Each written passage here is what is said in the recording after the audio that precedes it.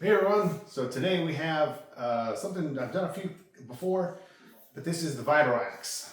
This one came to me already pretty much done, but this is a 3D printed blade, and it was grow lines all over the place. It wasn't looking very pretty, and it needed the tape, the like silicone or whatever, I don't know, the flex tape that goes over the ribs and stuff, and it didn't have the accurate adapter here. Well, I had an extra accurate adapter, so that was no problem. And I took the blade off and I filled all the grow lines and sanded it all super smooth. And I used some chrome paint to get the blade like a chrome color first. And it looked really good until even like a whole week in the sun, it just never cured. It sucked. But anyway, painted it all kind of like a gunmetal gray, kind of like the original props were kind of gray. Hand painted this part, the chrome silverish, to look like the original props, what you can see anyway, but the reference pictures I have of them.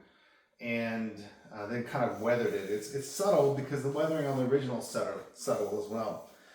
It's much lighter than the ones I've done before because those had that aluminum blade, but this looks really good now. And I had an extra cast of the Yamaha piece too, so.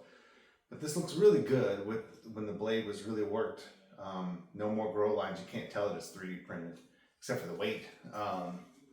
But the only thing missing really is the Vader rod. We don't have one for this, and then I'll just have to be an add-on later at some point.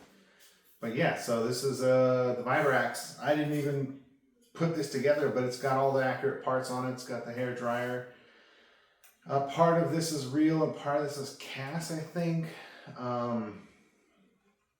Like I said, I supplied the Yamaha piece in the top. The blaster toy piece is here. And I didn't fill it in the back. The owner had put it on like this, and we talked about filling it, but I think because the original one just is kind of put on there just like that, I thought it was more authentic looking like that. So more jank like the original props would have been. So anyway, got the super soaker down here, and that's about it. So yeah, super cool prop, and I'm glad this one isn't super mega heavy. And he's local, so I don't have to ship it, which is even better. All right, thanks for watching.